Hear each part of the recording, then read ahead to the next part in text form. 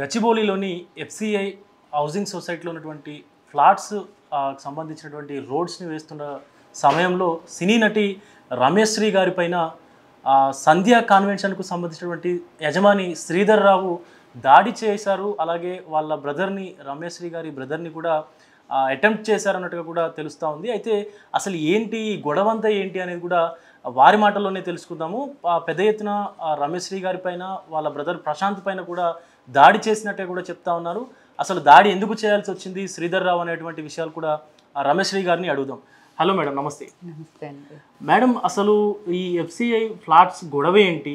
మీరు అసలు ఎప్పుడు దాంట్లో ఫ్లాట్ తీసుకున్నారు? ఈ శ్రీధర్ రావుకి మీకు సంబంధం ఏంటి? మీ మీద ఎందుకు దాడి చేయాల్సి వచ్చింది ఆయన? మీ ప్రశ్నకి అయితే నా దగ్గర ఎందుకు దాడి చేయాల్సి వచ్చిందండి దాని మీద నా దగ్గర అయితే ఆన్సరే లేదండి. ఫస్ట్ ఆఫ్ ఆల్ సో నేనైతే ఎఫ్సిఐ లేఅవుట్లో నేను 2003లో తీసుకున్నానండి. సో సేమ్ టైం శ్రీధర్ రావు గారు 2014 నుంచి కొనటం ఎంటర్ అయ్యారండి. నన్ను ఎన్నో టైమ్స్ ఇది అమ్మేయమని ఆయన నాకు తెలియదు. శ్రీధర్ రావు గారు ఎలాగుంటారో నేను ఎప్పుడూ చూడలేదు. ఒకే ఒకసారి అతను చూశాను. అప్పటికే ఎప్పటి నుంచో నా మీద అమ్మేయమని ఫోర్స్ ఉంది. బట్ యాక్చువల్లీ దాన్ని కాదు, ఎవరైనా ప్రాపర్టీ ఎందుకు కొనుక్కుంటామంటే ఇప్పుడు నా సినీ జీవితం క్లోజ్ అయిపోతుంది, నాకు ఆపర్చునిటీస్ లేవు అని అనుకున్నప్పుడు ఓకే దాన్ని ఒక ప్లాన్ చేసుకొని నా ఫ్యూచర్లో చాలా ఇప్పుడు ఎలా ఉన్నానో అదే నా స్టేటస్ ఉండాలి అనే ఒక ఉద్దేశంతో దాన్ని ప్లాన్ చేసుకొని కొనుక్కొని ఇన్ ఫ్యూచర్ 23 సంవత్సరాలు అంటే నాటే స్మాల్, నా ఏజ్ ఆఫ్ అయిపోయిందంటే నేను ఇండస్ట్రీలో ఆల్మోస్ట్ ఎంటర్ అయిన టైంలోనే కొనుక్కున్నాను నేను.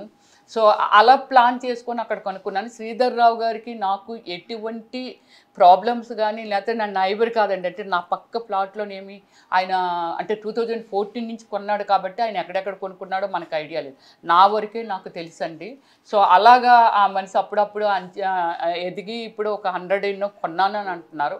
బట్ ఓకే, కొనుక్కోవడంలో తప్పలేదు, ఏమీ తప్పలేదు. కానీ అక్కడ మొత్తం ఇంకా ఒక 50 మెంబర్స్ ఇలాగ ఏమిటంటే అందరివి మొత్తం ఏవైతే అద్దులు ఉంటాయో అద్దులన్నీ చరిపేసి ఒక ప్లే గ్రౌండ్ లాగా చేయడం జరిగిందండి. చేసేసి దాన్ని మనం ఎవరిమీ ఐడెంటిఫై చేయలేము. రోడ్లన్నీ మొత్తం ఏదైతే ఎఫ్సిఐ లేఅవుట్లో రోడ్లు అనేవి మనకి ఒక లేఅవుట్ వేస్తే రోడ్లు లేకుండా ఎవరు పర్మిషన్ ఇవ్వరు. సో దానికి ఆ రోడ్లన్నీ మొత్తం అంతా క్లోజ్ చేసేసి తనకు నచ్చినట్టుగా పర్మిషన్లు పెట్టేసి, అంటే ఆ పర్మిషన్లో పక్కవాడి ప్లాట్ కూడా ఉండొచ్చండి, అతనిదే ఉండాలని రూల్ లేదు. అలాగే పర్మిషన్లు పెట్టేసి చాలా పెద్ద కన్స్ట్రక్షన్ చేసేసాడు మొత్తం అంతా. సో దాన్ని ఏమిటంటే మనం ఇప్పుడు మనది ఎందుకంటే ఎన్నో టైమ్స్ మనము వెళ్తుంటాం కదా, వెళ్ళినప్పుడు మనది ఇక్కడ ఉందని మనకు తెలుసు, కానీ దాన్ని మనం ఏమి చెయ్యలేని సిచ్యువేషను. అప్పుడు హైడ్రాని అంటే మేము జిహెచ్ఎంసీకి కూడా లెటర్స్ పెట్టుకున్నామండి, కంప్లైంట్ పెట్టుకున్నాము. ఏమండి మాది ఐడెంటిఫై చేయండి, మీకు ఎల్ఆర్ఎస్ కట్టాము కాబట్టి మాకు ఐడెంటిఫై చేయండి అని. కానీ అది డిలే అవ్వడం ఇదంతా జరుగుతున్నప్పుడు గౌరవనీయులైన ఈరోజు మన రేవంత్ రెడ్డి గారు సీఎం గారు హైడ్రా అనే ఒక మాలాంటి వాళ్ళకు ఒక వరం అనేది చెప్పాలండి. ఎందుకంటే ఇప్పుడు ఈ సొసైటీ ఇంకా ఉండుకొలది జనరేషను ఇలా పెరిగిపోతుండుకొలది రోడ్డులు ఆక్రమించేసి ఈ చెరువులు ఆక్రమించేసి, అంటే మనకి చూడండి మంచి ఆక్సిజన్ రావాలి, ఒక ప్రైవసీ కావాలి, ఒక హెల్త్ ఉండాలి అంటే వాటర్ స్టోరేజు ఇదంతా సిటీలు మునిగిపోతున్నాయంటే ఇది లేకే కదండి చేశారు. ఈ హైడ్రాని మేము వెళ్ళి దగ్గర ఒక 20 మెంబర్స్ అప్రోచ్ అవ్వడం జరిగిందండి. కొందరు ఎన్ఆర్ఐలు కూడా దానిలో ఉన్నారు. మేమందరం వెళ్ళి అప్రోచ్ అయ్యి ఏమండి మాకు రోడ్లు కావాలి సార్, పలానా ప్లేసు పలానా ఇది అంటే మొత్తం అందరివి పేపర్లు ఇవన్నీ మేము ఇవ్వడం జరిగింది. అంటే ఇప్పుడు మీరు గతంలో మీరు ఆ ఫ్లాట్స్ కొనుగోలు చేసినప్పుడు దాంట్లో రోడ్స్ అవన్నీ ఉన్నాయా? అన్నీ ఉన్నాయి, అన్నీ రోడ్స్ అన్నీ ఉన్నాయండి. కానీ ఆ రోడ్స్ ఇప్పుడు ఉన్న కొలది ఈ మధ్య కాలంలో మొత్తం అన్నీ క్లోజ్ చేసేసాడు తను. ఆ క్లోజ్ చేసినప్పుడే మనకి ఇప్పుడు ఎవరమైనా సరే పెయిన్ వస్తుంది కదండి. ఇప్పుడు మన బిడ్డ ఉన్నారని అంటే బాగుండాలి, ఎవరో కొట్టారంటే ఎందుకు కొట్టారని అడుగుతాం. అలాగే ఏమిటంటే బిడ్డల్లాగా చూసుకుంటున్నారు. ఇందులో అభాగ్యులు ఎవరున్నారంటే అండి, ఒక మిలిటరీ మేజర్ భార్య ఉందండి, ఆయన చనిపోయారండి. రిటైర్డ్ మేజరు మిలిటరీ అంటే ప్రజలకు సేవ, ఒక మిలిటరీ మ్యాన్ రిటైర్డ్ మ్యాన్ ఉన్నారండి. 86 సంవత్సరాలండి అతను. వీళ్ళందరూ కలిసి నా దగ్గరికి రావడం జరిగిందండి. అమ్మ నీకు కూడా ఉంది కదా, నువ్వు చూడమ్మా, కొంచెం ఏదైనా మాట్లాడుతుండు, ఎవరితోనైనా కంప్లైంట్ చేద్దామమ్మా, మేమందరం కలిసి వస్తాము అని చెప్పడంతో ఏమిటంటే హైడ్రాకు వెళ్ళి సార్ మాకు ఏమీ వద్దు సార్, మాకు రోడ్లు ఇవ్వండి సార్, మా దానిలో రోడ్లు మీరు మెజర్ చేయండి అని చెప్పి ఆల్మోస్ట్ హైడ్రా, మేము, శ్రీధర్ రావు లాయర్స్ వీళ్ళందరూ కలిసి ఒక 3 days ఇలాగ ఫైట్ చేసి దాన్ని శాటిలైట్ గుండా 81లో వేశారండి. 1981లో వేశారు అది. అప్పటి నుంచి ఇప్పటి వరకు శాటిలైట్లో ఏమి జరిగింది, ఎలా ఉన్నాయి రోడ్లు, దీన్ని ఎలా వేశారు, స్టిల్ ఎలా ఉన్నాయి, ఇదంతా చూసి వాళ్ళంతా అబ్జర్వ్ చేసిన మేరకే దాన్ని ఇక్కడ రోడ్లు లేవని ఒక డిసిషన్ తీసుకున్న తర్వాత హైడ్రా కమిషనర్ గారు రంగనాథన్ గారు వెళ్ళి అప్పుడు మార్కింగ్ అది చేసి కొలాప్ చేశారండి. అంటే ఏ రోడ్ల మీద ఎవరు దీనిలో ఉంది అనేది. మా సైట్లు ఎక్కడ ఉంటాయో రంగనాథన్ గారికి తెలియదండి. కాకపోతే చూపించాం, ఆ లేఅవుట్ ఇలా ఉంది సార్, ఇది సార్, మీ ప్లాట్ నెంబర్ ఏంటి, మీ ప్లాట్ నెంబర్ ఏంటి, అక్కడ ఏముంది అనేది మనకు కనిపిస్తుంది. కాబట్టి మా ప్లాట్లో శ్రీధర్ రావు పూర్తిగా కన్స్ట్రక్షన్ చేసేసారు. అలాగే ఒక్కొక్కరి దానిలో ఒక్కొక్క యాక్టివిటీ చేశారు ఆయన. ఇప్పుడు గతంలో కూడా మీ సొసైటీలో ఉన్నటువంటి చాలా మంది ఫ్లాట్స్ అని కూడా ఆయన తనకు అమ్మాలి అని చెప్పి అడిగినట్లుగా, కొంతమందిని బెదిరించినట్టుగా కూడా ఆరోపణలు ఉన్నాయి. మిమ్మల్ని ఏమైనా అడిగారా, మిమ్మల్ని ఏమైనా బెదిరించారా? నన్ను బెదిరించలేదండి, అడగడం జరిగింది. అడిగిందని నేను అమ్మను అని చెప్పాను అంతే. అక్కడితో నేను కూల్ ఉన్నాను. కానీ లాస్ట్ టైం జరిగినప్పుడు ఏమిటంటే మన మీడియా మిత్రులు కొన్ని నన్ను క్వశ్చన్ చేశారు. అంటే నా సైట్ను ఆక్రమించి వాష్రూమ్లు కట్టారండి ఇది వరకు. ఆ కట్టినప్పుడు ఏమిటంటే నేను వెళ్ళి కంప్లైంట్ చేయడం జరిగింది. మన మీడియా మిత్రులు అడిగితే నేను చెప్పాను అనమాట, ఇలా అని. ఏమండి ఇలాంటి వాళ్ళు అంటే అది మేము ఎవరిది లాక్కునేది కాదు, అది మా కష్టార్జితం, కష్టపడి సంపాదించుకునే డబ్బులతో కొనుక్కున్నాము. సో ఇలా కట్టేశాడండి. ఇంత జరుగుతుంది కదా, మీ మీడియా మిత్రులు చెప్తున్నారు, అందరికీ తెలుసు అతను అలాంటి వ్యక్తి అని. బట్ అలాంటి వ్యక్తులు ఈ సమాజానికి మంచా చెడా అనేది ఈ ఏదైతే ఇప్పుడు ఐపీఎస్ అండి, మనకి ఒక సెక్యూరిటీని ఇచ్చేది పోలీస్ డిపార్ట్మెంటే. ఎంతో పెద్ద పెద్ద ఆఫీసర్లు ఉన్నారు, తెలివైన వాళ్ళు ఉన్నారు, అలాగే సిన్సియర్ ఆఫీసర్లు ఉన్నారు. మీరందరూ అనుకొని ఆయన ఏం చేస్తే బాగుంటుంది, ఎన్ని కంప్లైంట్లు, ఆల్మోస్ట్ 150 ఎన్నో కంప్లైంట్లు ఉన్నాయి ఆయన మీద, ఒక 45 ఎన్నో ఎఫ్ఐఆర్ ఫైల్ చేసి ఉంది. అయినా సరే ఆయన ఇంత ధైర్యంగా ఒక మనుషుల్ని బ్లాక్మెయిల్ చేయడం కానీ, వాళ్ళ మీద డిఫరెంట్ కేసులు పెట్టేయడం కానీ ఇలాంటివన్నీ చేస్తున్నారు. కాబట్టి దయచేసి అలాంటి వాళ్ళ గురించి ఎవరినో నయమని చేశారు, ఎవరెవరినో ఎన్కౌంటర్ చేస్తున్నారు, ఎవరో అమ్మాయిని రేప్ చేశారని పిల్లలు ఎన్కౌంటర్ చేస్తున్నారు, మరి ఇలాంటి వాళ్ళని ఈ సమాజంలో ఎందుకు వదిలేస్తున్నారని నేను చెప్పడం జరిగింది. అప్పటి నుంచి గ్రెడ్జి పెట్టుకున్నాడండి నా మీద. ఇప్పుడు మీ మీద ఈరోజు దాడి జరిగింది అని చెప్పి చెప్తా ఉన్నారు. అయితే ఆ దాడి చేసినటువంటి వ్యక్తులు శ్రీధర్ రావుకు బంధువులా లేకపోతే సన్నిహితులా, ఆయన దగ్గర పనిచేసేటటువంటి వ్యక్తులా, మీరేమైనా గుర్తించారా వాళ్ళని? లేదండి, అది యాక్చువల్లీ ఎస్టర్డే ఏమి జరిగిందంటే మార్నింగ్ 11 o'clock నుంచి సైట్లో హైడ్రా వాళ్ళే మమ్మల్ని పిలవడం జరిగింది. 10 families వెళ్ళాము అక్కడికి. సో అప్పుడు ఏమిటంటే అక్కడ మేమందరం నిల్చొని ఒక డిస్కషన్, ఇంకా ఆపరేషన్ స్టార్ట్ చేయలేదు. సో అక్కడ నిల్చున్నాము. ఒక వ్యక్తి ఇంకొక వ్యక్తి మీద వచ్చి కారుతో చంపేయాలని ప్రయత్నం చేశాడు. అప్పుడు మేము కూడా అక్కడే ఉన్నాం కాబట్టి అందరం వెనక్కి జరిగి అప్పుడు ఈ మన హైడ్రా టీము వీళ్ళందరూ అతన్ని పట్టుకొని కిందకి దించి ఏదో కొంచెం దూరం తీసుకెళ్ళారు. నేను ఇన్వాల్వ్ అవ్వలేదు, పక్కకున్నాను. ఎవరినైతే చంపాలనుకున్నాడో ఆ వ్యక్తి మా దగ్గర నిల్చొని ఉన్నాడు. హైదరాబాద్లో అతన్ని ఇక్కడ పెట్టారు, అతన్ని ఏం మాట్లాడారు. సో మేము అడిగామన్నమాట, ఎందుకు అదేంటి అతను అలా చంపేయాలనుకున్నాడు, అసలు ఇటు మన మీద నుంచి కారు వచ్చేస్తుంది అని అంటే, లేదండి నన్నేనండి అని అన్నాడు ఆయన. అంటే వాళ్ళిద్దరు కొట్టుకున్నారనమాట. ఆ కొట్టుకుంటే అప్పుడు మేము అడిగాము, లేదండి నాకు ఒక వెంచరు, ఒక 9 కోట్లు ఖర్చుతో నాకు ఒక వెంచరు, తను ఒక ప్లేస్ని అతనే చూపించాడు, మనం పర్మిషన్స్ పెట్టుకొని అతను అడ్వాన్స్ అంతా తీసుకున్నాడు, తర్వాత మన మీద కేసు పెట్టాడండి, అది కొలాప్ చేయించేశాడండి, మళ్ళీ అదే ప్లేస్లో అదే పర్మిషన్ తెచ్చి అదే దీనిలో కట్టాడండి. సో నా డబ్బులు పోయాయి. ఒక మనిషి వ్యక్తిత్వం అనేది ఎంతోమందిని ఇలాగే బ్లాక్మెయిల్ చేస్తున్నాడు. కాబట్టి కొందరు పెద్దవాళ్ళు ఉన్నారు ఇందులో, వాళ్ళకి సపోర్ట్ చేద్దామని నేను వచ్చానండి, ఎవరైనా రావచ్చు అనే టైప్లో అలా మాట్లాడాడు. హైదరాబాద్లో అతన్ని బయటికి పంపించారండి. ఏదైతే కారుతో అటాక్ చేయాలనుకున్నాడో, చంపాలనుకున్నాడో, నేను అప్పుడు ఆ పర్సన్ని చూశాను. సో నేను ఈరోజు మీడియా ముందు మీతోనే నేను మాట్లాడుతుంది ఒక రమేష్ రే అంటే, నేను బ్రతుకున్నాను అని అంటే, నేను మార్నింగ్ ఆ ఇన్సిడెంట్లో అతన్ని చూశాను కాబట్టి అండి. 2 అయ్యింది, అందరూ లంచ్కి వెళ్ళిపోయారండి. కొందరు హైడ్రా వాళ్ళు, తర్వాత టౌన్ ప్లానింగ్ ఆఫీసర్స్, తర్వాత జిహెచ్ఎంసీ వాళ్ళు ఈ ప్లానింగ్లు అయ్యి ఎక్కడెక్కడ 20 acres కదా అన్నీ వేస్తున్నారు. నేను సిఐ గారికి కాల్ చేశాను, హైడ్రా సిఐ గారికి. సార్ నేను ఇలాగా లంచ్కి వెళ్తున్నాను సార్, నాకు డిన్నర్ లేదు, బ్రేక్ఫాస్ట్ లేదు, వెళ్తున్నాను సార్ అని అంటే, అప్పుడు ఆయన అన్నారు వెళ్ళి వెంటనే వచ్చేసేయండి అంటే, షూర్ సార్ నేను వస్తాను, మళ్ళీ వెనక్కి వస్తాను అన్న. డ్రైవర్నేమో ఆ రోడ్డు మీదకి తెమ్మన్నాను. రైట్ సైడ్ ఏమో బస్ స్టాప్ ఉంది, left side Sanjay convent Sridhar రావుది పెట్రోల్ బంక్ ఉంది. అప్పుడు నేను రైట్కి నడుచుకుంటూ వెళ్ళిపోతున్నావు, 2 స్టెప్పులు ముందు నడుస్తున్నాడు నా బ్రదరు, నేను బ్యాక్ నడుస్తున్నాను. మన ఆపోజిట్ కదండి వెహికల్స్ అవి వస్తుంటాయి. సో వస్తున్నప్పుడు మామూలుగా ఇలా అబ్జర్వ్ చేసి నడుచుకుంటూ వెళ్ళిపోతున్నప్పుడు ఇలా లుక్ చేసినప్పుడు మార్నింగ్ ఎవరినైతే చూసానో ఆ పర్సన్ ఉన్నాడండి, బైక్ నడుపుతున్నాడు, 2 వీలర్ మీద వస్తున్నాడు. వెనకాలేమో ఇంత కత్తండి, దానికి క్లాత్ చుట్టేశారండి. ఆ సేపు నాకు అర్థమైంది ఎందుకు ఇదంతా నా అబ్జర్వేషన్ అంటే, నేను మార్నింగ్ నుంచి అక్కడ ఏం జరుగుతుంది దాని బిఫోర్ మార్పింగ్ చేశారండి హైడ్రా వాళ్ళు. చేస్తే అదంతా ఓవర్ నైట్లో క్లోజ్ చేసేసాడు. మళ్ళీ ఇప్పుడు హైడ్రా వాళ్ళు వచ్చి పెయింటింగ్ వేసి దాని మీద స్ప్రే కొడుతూ చేస్తున్నారు. కానీ వాళ్ళ మనుషులు దాని మీద మట్టి వేసినా ఎవరు చేసినా ఐడెంటిఫై చేయలేము కదా.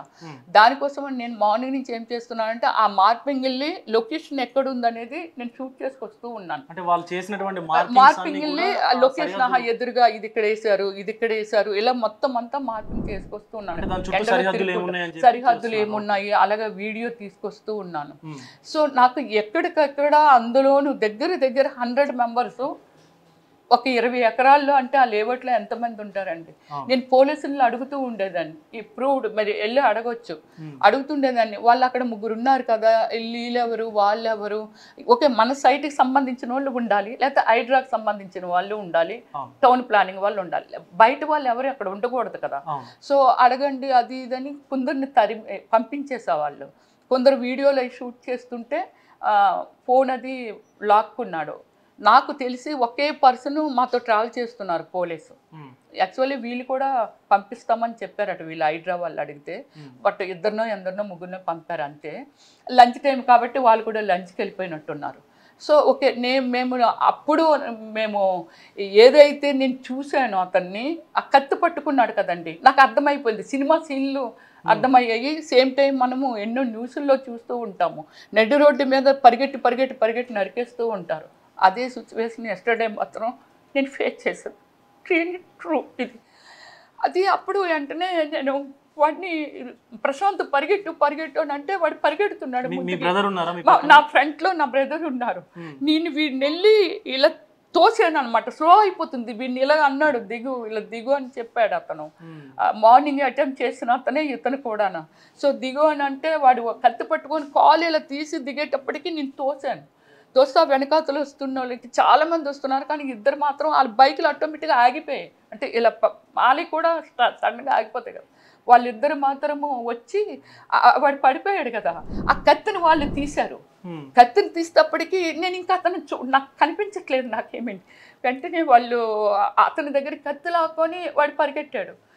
మళ్ళీ మా సైట్లోంచి దీనిలో నుంచి మొత్తం 7 ఒకడు క్రికెట్ బ్యాట్ పట్టుకొని, ఇంకొక 6 పరిగెట్టుకుంటూ వస్తున్నప్పుడు ఈ వైట్ షర్ట్ వేసుకున్నాడు నా బ్రదర్ ముందుకు పరిగెట్టినాడు. మళ్ళీ నేను వెనక అయిపోయానని నా కోసం వచ్చి మేమిద్దరం ఫైట్ చేస్తున్నాం. అందరినీ అరుస్తున్నాను ఇలాగా, ఏమండి అందరూ ఎడ్యుకేటెడ్స్, మీరు ఇంతమంది ఉన్నారు కదా కారులోను బళ్ళ మీద, మమ్మల్ని సేవ్ చేయండి, మమ్మల్ని చంపేస్తున్నారండి.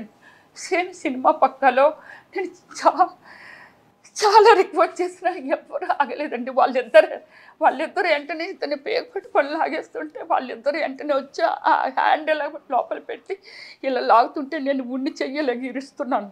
అప్పుడు వెనకాతల బ్యాట్ పట్టుకొని వచ్చినాడు నా బ్రదర్ తల మీద కొట్టబొట్టతడికి ఇంకొక 3 నా మొత్తం డ్రెస్సులంతా ఇలా పైకి లిఫ్ట్ చేసి పైకి ఎత్తేసి నన్ను, అప్పుడు నా పీకి షర్ట్ ఉంది, నేను షర్ట్ వేసుకున్నాను ట్రావెల్లో, ఫ్లైట్లో కంఫర్టబుల్గా ఉంటుంది, దీన్ని మొత్తం లాగుతాడికి పీసుకుపోతుంది.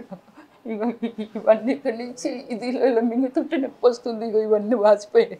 దీని లోపల నా చెయ్యి పెట్టి ఇలా పట్టుకొని ఇలా లాగుతున్నాను. వాళ్ళిద్దరు అతను నెట్టేటప్పటికీ ఆ బ్యాట్ కింద పడిపోయింది, నేను కిందకి జారిపోయాను. కింద నుంచి నేను అప్పుడు ఆ బ్యాట్ని ఇలా తీసుకొని పైకి లేచాను, గట్టిగా ఫైట్ చేస్తున్నా అండి. రియల్లీ నాకు ఏమిటంటే నా ఫిట్నెస్ నన్ను కాపాడింది, అలాగే నా బ్రదర్ని. సో ఇలా ఫైట్ చేసే ఇది లేకపోతే రియల్లీ అక్కడ మేము స్పాట్లో మమ్మల్ని సినిమా స్టైల్లో నిండి ఆ కత్తెలు గుడ్డ చుట్టూ ఇలాగ ఉంది, వాడు ఇలా వేస్తూ ఇలా పట్టుకున్నాడండి, దిగుతూ నీ కాళ్ళు ఇలా తీస్తున్నాడు. అక్కడ మేము ఏం ఫేస్ చేయకపోతే ఏంటి పరిస్థితి? ఇప్పుడు పోలీస్ స్టేషన్కి అత్యంత సమీపంలో ఎగ్జాక్ట్లీ ఆపోజిట్. సో పోలీసులు ఏమన్నారు? మీరు ఏమనలేదండి. తర్వాత వెంటనే హైడ్రా వాళ్ళు దానికి డ్రైవర్ వెనకాల ఉన్నాడు. తర్వాత నేను గట్టిగా పిలుస్తున్నాను, ఎక్కడున్నారు పోలీసులు ఎక్కడున్నారు అని సైట్లోకి వెళ్ళి పరిగెడుతున్నాం. ఎవరైనా ఆపోజిట్ వచ్చి పొడిచిస్తే ఆ సైట్ నిండా గూండాలి, అందరూ గూండాలండి. అక్కడ గుడిసెలేసాడు గూండాలకి ఏమి కావాలండి? వాళ్ళ పొట్టకూటి కోసమైనా సరే 1000 రూపాయలు 2000 ఇస్తామంటే చంపేస్తున్నారు. ఇప్పుడు అలా ఉంది, అది మనం చూస్తున్నాము.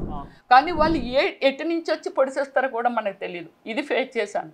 ఒక పోలీసు ఉన్నాడు, ఇంకా ఆఫీసర్లు వాళ్ళు ఉన్నారు. లేదు పోలీస్ కంప్లైంట్ ఇద్దాము, మొత్తం ఇదంతా బ్లడ్ వచ్చేసి ఇదంతా చించేసి అలా అయ్యింది, వెళ్దామని ఆ పోలీస్ మాతో పాటు వచ్చాడు. అమ్మో మేము అతనితో రాలేము, మేము ఒకవేళ అతనున్నా మమ్మల్ని పొడి చేయవచ్చు కదా అని అనుకొని మేము రామన్నాం. లేదు మేడం నేనున్నాను మీకు, ఎందుకంటే నీ దగ్గర ఏమి గన్న లేదు, ఏమీ లేదు, ఇదిగోండి చూడండి సార్ ఈ షర్టు, ఇదిగో ఈ షర్ట్ అది ఇలాగ చీరేసి దీనిలో నుంచి ఇలా పట్టుకొని ఇలా చీరేసి ఇదంతా చేసేసి ఇది చేశారు. దీన్ని నేను పోలీసు స్టేషన్కి వెళ్ళిన తర్వాత నన్ను అసలు ఎవ్వరు ఇగో ఇక్కడ ఎస్ఐ కూర్చున్నారు రండి అని అన్నారు. ఏమి జరిగింది అని అడిగి పూర్తిగా అతను వినకుండానే వెంటనే అక్కడ మీరు రిపోర్ట్ రాయండి అన్నారు. రిపోర్ట్ రాయండి అంటే మనం రాస్తున్నప్పుడు అసలు ఆ రైడర్ కూడా ఖాదరు చేయలేదు 1 అవర్. అప్పుడే మళ్ళీ అదే ప్లేస్కి వెంటనే అందరమీ వెళ్ళిపోతున్నాం, పదండి ఒక 30 మంది 40 మంది అని. ఏసీపీ గారి దగ్గరికి ఇంకో లేడీ వెళ్ళి మాట్లాడుతుంది. ఆవిడ్ని కూడా ఇంతకుముందు మాలా చౌదరి అని రిటైర్డ్ మేజరు వైఫ్ అండి, ఆమె కూడా మిలిటరీ మేజర్గా చేశారు ఆయన. సో ఆమెని కూడా 3 నెలలు జైల్లో పెట్టి చంపేయటానికి అటాక్ చేశారటండి ఢిల్లీలో. ఆమె దీనిలో ఆమె పెట్ లవర్ అనమాట. ఆ పెట్స్ అంతా కుక్కలు, అవి ఆవులు, బర్రెలు ఎన్ని ఉంటాయో ఆమె ఇంట్లో ఫ్రీగా సర్వీస్ చేస్తుంటారు ఆవిడ. సో ఆమె కూడా పోలీస్ స్టేషన్లో వెళ్ళి ఏసీపీ గారితో మాట్లాడుతుంది. సార్ నేను ఇంతకు ముందు కూడా ఇక్కడ కంప్లైంట్ ఇచ్చాను, ఎవరు పట్టించుకోవట్లేదు సార్, అతను మనుషులు డైరెక్ట్ అటాక్ చేస్తున్నాడు సార్, అది చాలా తప్పు, ఇప్పుడు మీరు కళ్ళుతో చూస్తున్నారని ఆవిడ ఏదో చెప్తుందంట. సో వెంటనే మమ్మల్ని రమ్మన్నారు, మేము వెళ్ళాము, మీరు ఇక్కడ ఉండండి మేము వస్తామని చెప్పి మమ్మల్ని అక్కడ ఉండమన్నారండి. పోలీస్ స్టేషన్లో ఎవ్వరూ లేరండి. పోలీస్ స్టేషన్ చుట్టూ మళ్ళీ వాళ్ళ మనుషులే, శ్రీధర్రావు మనుషులే. ఎక్కడ వచ్చి లోపలికి వచ్చి ఎవ్వరూ లేరు కదా, ఎవరైనా వస్తే ఏంటి వీళ్ళు ఎవరైనా అడగండి అని 1-2 కానిస్టేబుల్స్ ఉంటే వీళ్ళు ఎందుకు లోపలికి వస్తున్నారు? కామన్గా పోలీస్ స్టేషన్ నువ్వెవరు అని అడుగుతుంటారు కదా, మీరు ఎందుకు వచ్చారు, దేనికోసం వచ్చారని అడుగుతారు. అసలు ఎవరు పట్టించుకోవట్లేదు, ఏయో ఫోన్లు మాట్లాడుతున్నట్టు ఎందుకో వస్తూ ఉన్నారు అనమాట. గచ్చిబౌలి పోలీస్ స్టేషన్లోనే మేమిద్దరమే ఉన్నాం, అక్కడ ఎవ్వరూ లేరు, ప్రశాంత్ నేనే ఉండిపోయాము. ఆ రైటర్ కూడా ఎక్కడికో లోపలికి వెళ్ళిపోయాడు. సో అక్కడ ఎవరు ఇద్దరు పోలీసులు ఉన్నారు. పోలీసులు ఏమంటున్నారు? ఎంక్వైరీ చేస్తామంటున్నారు. అసలు ఎంక్వైరీ ఫైల్ చేయలేదండి, ఇంకా మేము ఎంక్వైరీ చేసి అప్పుడు ఫైల్ చేస్తామని అన్నారు. నేను ఇప్పుడు ఏం చెప్తున్నానంటే అండి, సో ఓకే శ్రీధర్రావుకి నన్ను చంపాలని అనుకున్నాడు, ఎందుకు చంపాలని అనుకున్నాడు? ఇప్పుడు ఇగో మన బిగ్ న్యూస్లోని ఇక్కడే ఉంటాను, ఇక్కడికి వచ్చి చంపేయమనండి నన్ను. నేనేమంటానంటే నేను మన సీఎం గారికి కానీ లేకపోతే డీజీపీ గారికి కానీ మొత్తం ప్రైమ్ మినిస్టర్ అందరికీ నేను పెడతాను, నేను చచ్చిపోవడానికి రెడీ అండి. పాపం ఇంకో 30 ఫ్యామిలీ బాగుపడతారు, బట్ అతన్ని మాత్రం ఉరి తీయాలంతే. శ్రీధర్రావుని మాత్రం నేను చచ్చిపోతాను. నన్ను ఎక్కడోకక్కడ నా కార్లు ఫోటోలు తీసుకున్నాడు, నెంబర్లు అవి తీసుకున్నాడు, ఎవరు తీసుకున్నారు? ఆ వైట్ షర్ట్ వేసుకున్న ఆయన ఏది మనం హైడ్రాలో లోపల ఫస్ట్ అటెంప్ట్ చేసినప్పుడు మాట్లాడుతున్నప్పుడే నా కారుది నన్ను దింపాడు కదా, తిను చూశాడు, అది వెళ్ళి ఫోటో అది ఆ నెంబర్ని తీసుకున్నాడు అంటే నన్ను ఫాలోఅప్ చేస్తారనే కదా అని అర్థము. అంటే ఎక్కడొకక్కడ చంపేస్తాడు. ఇండియాలో నేను ఏ మూలకెళ్ళా వెంబడించే ఆ శ్రీధర్రావుకి రిటైర్డ్ పోలీస్ ఆఫీసర్లు ఆయన దగ్గర 20 మంది ఉన్నారు. రిటైర్డ్ మన ఏమిటి సబ్ రిజిస్టర్లు లేకపోతే రిజిస్టర్లో ఒక 15 మంది 20 మంది ఉన్నారు. తర్వాత మన ఎంఆర్ఓ ఆఫీస్ నుంచి రిటైర్డ్ వాళ్ళు ఒక 15 మంది ఎంతో పనిచేస్తున్నారు. లాయర్లు ఒక 15 మంది, గోండాలు ఒక 200 మంది పనిచేస్తున్నారు.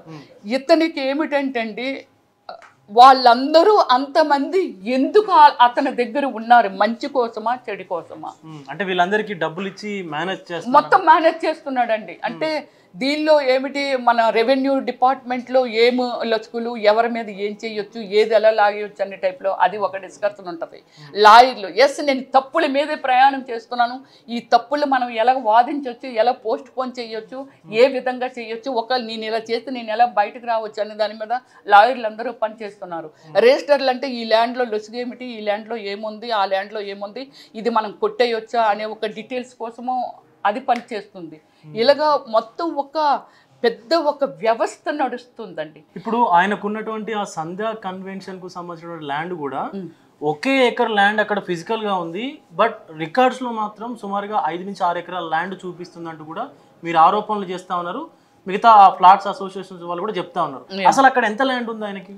అంటే యాక్చువల్లీ మన లేఅవుట్ వేసినప్పుడు అక్కడ శ్రీధర్ రావు లేడండి, అక్కడ ల్యాండ్ కూడా లేదు. అంటే ఉంది పక్కన ఏదో ల్యాండ్ ఒకటి ఉంది, కానీ ఇది సంధ్యా కన్వెన్షన్ శ్రీధర్ రావుది అనేది లేదు ఇక్కడ లేఅవుట్ వేసినప్పుడు. ఓకే, దాని తర్వాత అక్కడ ల్యాండ్ సంధ్యా కన్వెన్షన్ శ్రీధర్ రావు కొన్నాడు అనేది మనం వింటూ ఉండేవాళ్ళం. చెప్పాను కదా, శ్రీధర్ రావు మనకి ఎవరికి తెలియదు. సో ఆ ల్యాండ్ ఫిజికల్గా అక్కడ లేదనేది మొన్న హైడ్రా వాళ్ళు మెజర్ చేసినప్పుడు, ఈ లేఅవుట్ మొత్తం అంతా మెజర్ చేసినప్పుడు 20 ఏకర్స్లో లేఅవుట్ వేశారు. సో ఆ లేఅవుట్ మొత్తం మెజర్ చేసినప్పుడు మరి ఇది ఇంకా ఉంది ఈ లేఅవుట్కి సంబంధించింది అయితే హైడ్రా వాళ్ళే చూసారండి. హైడ్రా వాళ్ళే మన పాతది ఏదైతే ఉందో, అంటే సంధ్యా కన్వెన్షన్ శ్రీధర్ రావు అక్కడ కళ్యాణ మండపం కానీ ఏం కట్ల, ఇంకా అది చూస్తే అదేంటి కాంపౌండ్ వాళ్ళు అక్కడ ఉంది. మరి ఈ లోపల ఏంటి కళ్యాణ మండపం సంబంధించి వాష్రూములు కానీ కిచెన్ కానీ ఇదంతా మొత్తం కట్టేశారు. అది ఇదని చెప్పి చూస్తే అది ఆయన సైట్ కాదండి. ఇప్పుడు ఇవి పగలగొట్టారండి. ఇంకా ముందుకెళ్ళా సరే అక్కడ అది సైట్ లేదని హైడ్రా వాళ్ళును టౌన్ ప్లానింగ్ ఆఫీసర్లు వీళ్ళే ఐడెంటిఫై చేశారండి, మేము కాదు. ఇందులో తగ్గింది మీకు ఫ్లాట్సే లేవని హైడ్రా సాక్షిగా, హైడ్రా కమిషనర్ సాక్షిగా నీకు లేదని వాళ్ళ లాయర్ గారు అంటుండే వాళ్ళండి. అదేంటమ్మా, ఒక ప్లాట్ చేసిన తర్వాత ఒక లేఅవుట్ చేశాక ఎలాగ అందులో ల్యాండ్ ఎలా తగ్గుతుంది? ఫ్లాట్స్ లేకుండా ఎలా ఉంటాయి? లేకుండా ఎలా కొనుక్కొని ఉండుంటారు? ఎల్ఆర్ఎస్ ఎలా కట్టుండుంటారు? ఎల్ఆర్ఎస్ అనేది జిహెచ్ఎంసి దగ్గరుండి దాన్ని మెజర్ చేసి దానికి రోడ్లు అప్రోచింగ్ ఏమున్నాయి, ఎంత ల్యాండ్ ఉంది, దీనికి ఎంత మనీ పే చేయాలి మన గవర్నమెంట్కి అంటే జిహెచ్ఎంసీకి అనేది మెజర్ చేసి కదా ఎల్ఆర్ఎస్ కట్టించుకుంటారు. బట్ అక్కడ ఆ ల్యాండ్ లేదు ఏ ల్యాండ్ లేదని నువ్వు చెప్తావేంటి? శ్రీధర్ రావు గారు లాయర్ ఆమె. సో నేనున్న రోజు ఆర్గ్యూ, మళ్ళీ నేను వెళ్ళలేదు, ఢిల్లీలో ఉన్నాను. ఢిల్లీలో ఉన్నప్పుడు ఇంకో 2 లాయర్లు లేదు, ఆ అమ్మాయి ఇంకో లాయర్. అప్పుడు కూడా అలాంటి ఆర్గ్యూసే జరిగాయండి. అంటే ప్రభుత్వ అధికారులు ఉండి కూడా మా మీద అటాక్ చేసినప్పుడు, మార్నింగ్ అతని మీద చేసినప్పుడు ప్రభుత్వ అధికారులు అందరూ ఉంటారండి, అందరూ చూసారు. కాకపోతే నాది అవుట్ సైడ్ జరిగింది కాబట్టి ఎవరు లేరండి అక్కడ. ఈవినింగ్ అయ్యేసరికి మొత్తం 30 మంది ఇలాగ పోలీస్ డిపార్ట్మెంటు, లేడీసు, తర్వాత కానిస్టేబుల్స్ వీళ్ళందరూ వచ్చేసారు. మన మీడియా కూడా వచ్చిందండి, అక్కడ సిచ్యువేషన్ చూసింది. మాకేమీ శ్రీధర్ రావు మీద మాకు ఎటువంటి ఇది లేదండి, కానీ ఏవైనా చేసియొచ్చనే ఆయన అహంకారం ఏమిటంటే ఈరోజు నన్ను కాదు ఇంకొకళ్ళు కాదు ఆయన ఇంకా తెలియకుండా మీడియా ముందుకు రాకుండా ఎన్ని మర్డర్లు చేస్తున్నాడో అనేది అది భగవంతుడికి తెలియాలండి. సో కానీ ఆయన ఒక ఫైనల్ గా శ్రీధర్ రావు పైన ఎలాంటి చర్యలు తీసుకోవాలంటున్నారు? శ్రీధర్ రావు చేతిలో నేను మళ్ళీ చెప్తున్నానండి, నేను చనిపోవటానికి కూడా రెడీ. ఛాలెంజ్ అండి, నేను డీజీపీ గారు రూమ్లో కూర్చుంటాను, వచ్చి నరికేమనండి, నేను చనిపోవడానికి రెడీ. నేను చెప్పాను కదండి, ఎస్టర్డే జరిగిన సిచ్యువేషన్ అయితే చనిపోవలసిన వాళ్ళమే ఇస్ గాడ్ మాకు ఇంకా ఏదో ఇచ్చాడు, ఆయుష్ ఇచ్చాడు కాబట్టి బయటపడ్డాం. కానీ ఎప్పుడు అతని కళ్ళు నా చుట్టూ ఉంటాయి అనే సంగతి నాకు తెలుసు. దీని బిఫోర్ కూడా ఒక మీడియా నన్ను లాస్ట్ ఒక 20 days బ్యాక్ ఇది కొలాప్స్ చేసినప్పుడు నాకు మీడియా మిత్రులు కాల్ చేస్తే నేను ఇదే చెప్పాను, 100% నా మీద థ్రెడ్ ఉంటుంది శ్రీధర్ రావుది, మీరు అడుగుతున్నారు బట్ నేను ఓపెన్గా మాట్లాడుతున్నాను అంతే. చెప్పాను కదా, నాకు అతని మీద కాదు, న్యాయం మీద పోరాటము, నేను ఇదే చేస్తున్నాను తప్ప శ్రీధర్ రావు ఎలాంటి వాడు ఏంటి నాకు అనవసరం. బట్ నా వల్ల కొందరు బాగుపడతారంటే నేను చనిపోవడానికి కూడా రెడీ. అదే నేను అంటున్నానండి, మన ఆఫీస్లో ఉన్నాను, రమ్మనండి, మీరు ఇన్ఫామ్ చేయండి, ఆవిడ రెడీగా ఉందండి నరికేయండి అని. లేకపోతే నేను డీసీపీ గారి దగ్గర ఉంటాను, లేదా సీఎం గారి ఇంటి ముందు ఉంటాను, వచ్చి నరికేమనండి. కానీ నేను చనిపోయిన తర్వాత మాత్రం దయచేసి శ్రీధర్ రావుని మాత్రం ఏ విధంగానైనా ఆయనకి మాత్రం గురి తీయాలండి. నన్ను ఎక్కడో అక్కడ చంపేద్దామని అతని ప్లాన్. దిస్ ఈజ్ ట్రూ అండి. నేను నా ప్రాణం పోయిన నా 27 years కెరియర్లో 400 సినిమాలు చేశాను, 9 లాంగ్వేజెస్ చేశాను, ఎంతో రికార్డు ఉన్న ఉమెన్ని, కానీ వెరీ సింప్లిసిటీ ఉన్న ఉమెన్ని, ఎక్కడ కాంట్రవర్సీ లేని ఉమెన్ని ఎక్కడ బయట కూడా నేను ఎక్కడ కనబడనండి. ఎంతో అవసరమైతే నేను ఆల్మోస్ట్ మీడియా దగ్గరికే వస్తాను, మీడియా వాళ్ళతోనే మాట్లాడతాను. ఏదైనా ఒక బ్యాడ్ సిచ్యువేషన్ జరిగినా దాని గురించి గ్రేట్గా మాట్లాడతానండి. అలాంటి నన్ను చంపేయాలని అనుకున్నాడంటే చంపేయాల్సినంత గ్రేట్స్ నా మీద ఏముందో కూడా నాకు అసలు కొంచెం కూడా అర్థం కావట్లేదు. నాలాంటి దాని మీద అటాక్ చేస్తే అతనితో చిన్న ఏదైనా విరోధం ఉన్నా అలాంటి వాళ్ళని అతను వదులుతాడండి. ఇలాంటి వ్యక్తి సమాజానికి ఎంతవరకు అవసరం అనేది ఇంకా ఆఫీసర్లే, మన గెజిటెడ్ ఆఫీసుల్లో, ఐపీఎస్లో ఇలాంటి వాళ్ళే డిసైడ్ చేయాలి, లేకపోతే ప్రభుత్వమే డిసైడ్ చేయాలండి. మాలాంటి వాళ్ళని అతనికి తీర్పు ఇవ్వలేమండి. సంధ్యా కన్వెన్షన్ ఓనర్ అయినటువంటి శ్రీధర్ రావు ఎవరైతే ఉన్నారో పెద్ద ఎత్తున ఆరోపణలు కూడా వస్తూ ఉన్నాయి తన మీద. అక్రమంగా ఏదైతే మనకు సంబంధించినటువంటి ఎఫ్సిఐకి సంబంధించినటువంటి లేఅవుట్ ఏదైతే ఉందో దాంట్లో పూర్తిగా కూడా చాలామంది దగ్గర నుంచి ఆయన అక్రమంగా వాళ్ళని బెదిరించి కొన్నిసార్లు భయపెట్టి కూడా ఫ్లాట్స్ని సొంతం చేసుకున్నాడని, అలాగే ఆ చుట్టుపక్కల ఉన్నటువంటి మిగతా ఏరియాను కూడా పూర్తిగా కబ్జాలోకి తీసుకున్నాడని, ఇక ఆ కబ్జాలోకి తీసుకున్నటువంటి ఫ్లాట్స్ ఏవైతే ఉన్నాయో పూర్తిగా దానిలో ఉన్నటువంటి సదుపాయాలు, అటు రోడ్స్ కానీ ఇతర సదుపాయాలన్నింటి కూడా మొత్తం చెరిపివేసి పూర్తిగా ఓపెన్ ఫ్లాట్స్ టైప్ చేసి ఒక ల్యాండ్ని మొత్తం అంతా కూడా ఆక్యుపై చేశారంటూ కూడా రమేష్ శ్రీ గారు చెప్తా ఉన్నారు. అలాగే నిన్న హైడ్రా అధికారులు చేసినటువంటి ఆ రోడ్స్ సర్వే ఏదైతే ఉందో పూర్తిగా ఆ సర్వే చేస్తున్నటువంటి సమయంలోనే ఒక వ్యక్తి వాళ్ళ పైకి అత్యంత దారుణంగా ఒక కత్తి తీసుకొని వచ్చి అంటే మొత్తం థ్రెటన్ చేసి వాళ్ళ బ్రదర్ ప్రశాంత్ని అలాగే రమేష్ శ్రీ గారిని కూడా వాళ్ళ ప్రాణాలు తీసేందుకు ప్రయత్నించారంటూ కూడా పోలీసులు ఎదుట కంప్లైంట్ అయితే చేసింది. పెద్ద ఎత్తున ఆరోపణలు కూడా వస్తూ ఉన్నాయి దీనికి సంబంధించి అటు సంధ్యా కన్వెన్షన్ ఓనర్ పైన కూడా. సో ఖచ్చితంగా ఆయన పైన కఠినమైనటువంటి చర్యలు తీసుకోవాలంటూ కూడా రమేష్ శ్రీ గారు కోరుతున్నటువంటి సిచ్యువేషన్ అయితే కనిపిస్తూ ఉంది. For more videos like this, subscribe Big TV channel.